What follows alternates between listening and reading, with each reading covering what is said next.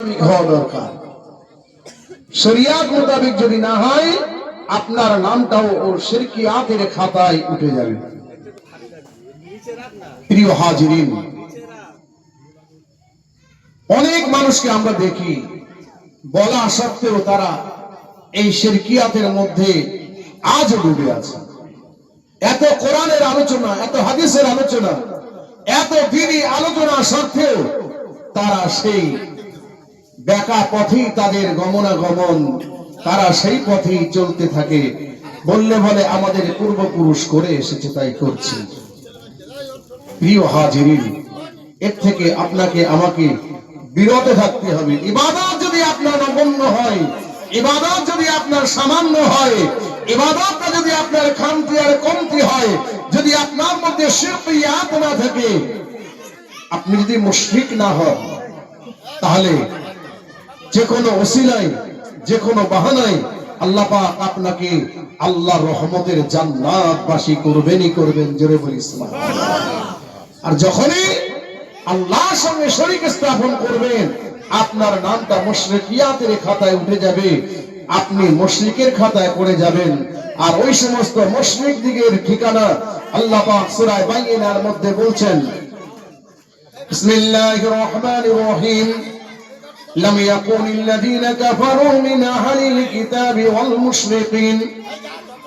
والمشركين في نار جهنم خالدين فيها। আয়াতের শেষ ভাগে আল্লাহ পাক ওই সমস্ত মুশরিকদের শোনে আল্লাহ পাক কোরআন কারীমের মধ্যে সূরা বাইয়িনাতে জানিয়ে দিয়েছেন। সূরা বাইয়িনার মধ্যে বলছেন ওই সমস্ত মুশরিকিয়াতদের ঠিকানা, ওই সমস্ত শিরককারী আল্লাহর মুশরিক বান্দা বান্দির ঠিকানা হবে আল্লাহ পাকের আযাবে জাহান্নাম। আল মুশরিকিনা ফি নারি জাহান্নাম খালিদিনা ফিহা। প্রিয় হাজিরিন, তাই যেহেতু মান্নাত মুশাক্কাত এটা অনেক সময় আমরা করে থাকি, এর থেকে আমাদেরকে সঠিকভাবে সঠিক পথে যেন আমরা এগুলো করতে পারি সেদিকে আমাদের খেয়াল রাখা। হ্যাঁ, আমি বলছি না যে আপনি পীরের দরবারে যাবেন না। আমরা যাই, হারওয়া হুজুরের দরবারে যাই, যিনি আল্লাহ পাকের মুহাক্কিক ওলি বান্দা, মক্কা শরীফ থেকে এসেছিলেন। আব্বাস আলী মক্কি রাহমাতুল্লাহ আলাইহি।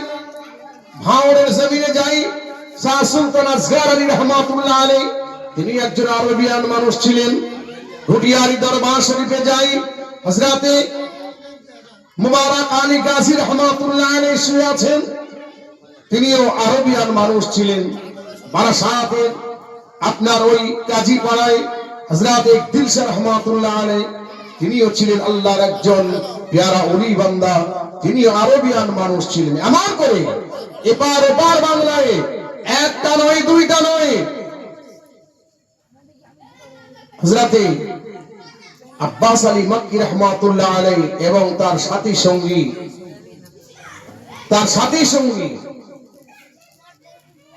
41 জন, ইখতিলাফ 42 জন আল্লাহর ওলির কাফেলা এই অখণ্ড ভারতবর্ষের জমিনে এসেছিলেন, অখণ্ড ভারতের জমিনে এসেছিলেন। তাদের মধ্যে সর্বশ্রেষ্ঠ সরদার ছিলেন হযরতে খাজা গরিবুন নওয়াজ আজমেরি রাহমাতুল্লাহ আলাইহি। জোরে বলি সুবহানাল্লাহ।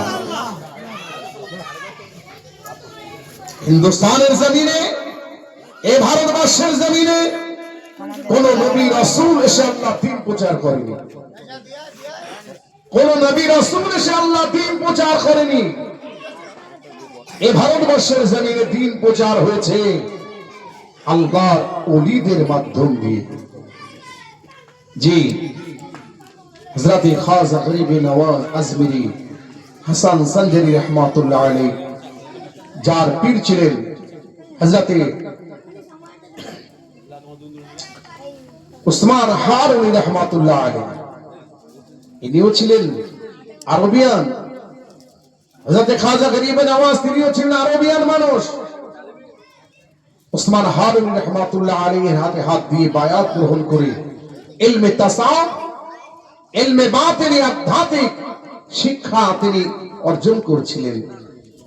এক সময় হযরত খাজা গরিব নওয়াজ অল্প বয়স, তাকে নিয়ে রাসূলুল্লাহ দরবারে মেহমান হলেন। এ বাবা মঈনুদ্দিন, এ আমার খাদিম, এ বালক মঈনুদ্দিন, আমি নিয়াত করেছি, সংকল্প করেছি আল্লাহর নবী দোজাহানের বাদশাহ হাবিবুল্লাহ দরবারে যাওয়ার জন্য। মঈনুদ্দিন, আমি চিন্তাধারা নিয়েছি, আমার সাথী হিসাবে তুমি আমার খাদিম, তুমি আমার সাথী, তুমি আমার মুহিবিন, আমার মুরিদ। এ বাবা মঈনুদ্দিন, তোমাকে আমি সাথে সাথে নিয়ে যাব। হযরত খাজা গরিব নওয়াজ, হযরত বাবা মঈনুদ্দিন হাসান সঞ্জারি রহমাতুল্লাহ আলাইহি খুশিতে বাগেবাগ পীরের সঙ্গে রাসূলুল্লাহ দরবারে যাব। আমার পীরের সঙ্গে রাসূলুল্লাহর সঙ্গে একটা সম্পর্ক আলাদা আছে। সময় মতো কাফেলা নিয়ে হযরত উসমান হারুনি রহমাতুল্লাহ আলাইহি রওনা দিলেন। সাথে ছিলেন হযরত খাজা গরিব নওয়াজ, খাজা বাবা মঈনুদ্দিন চিশতি আজমেরি রহমাতুল্লাহ আলাইহি। পৌঁছে গেলেন রাসূলুল্লাহ দরবারে, সালাম দিয়ে দাঁড়িয়ে গেলেন আল্লাহর নবীর দরবারে। হযরত মঈনুদ্দিন কে সাথে নিয়ে পৌঁছালেন। আল্লাহর নবীর রওজা মুকাদ্দাস থেকে সালামের জবাব আসে। রাসূলুল্লাহ হযরত উসমান হারুনিকে জিজ্ঞাসা করেন, এ বাবা উসমান হারুনি, তুমি এসেছো, তোমার সাথে তোমার যে সঙ্গীটা, ওই ছেলেটাকে আমি রাসূলুল্লাহ আমার বড় পছন্দিদা লেগেছে, আমাকে বড় ভালো লেগেছে। এ উসমান হারুনি, জানি তুমি জিয়ারাতে, তুমি তোমার স্বদেশে ফিরে যাবে, তুমি তোমার বাড়িতে চলে যাবে। আমি রাসূলুল্লাহ চাই তোমার ওই খাদিম, তোমার ওই মুরিদ, ওই হযরত মঈনুদ্দিনকে যদি আমার কাছে রেখে যাও, আমি রাসূলুল্লাহ বড় খুশি হয়ে যাব।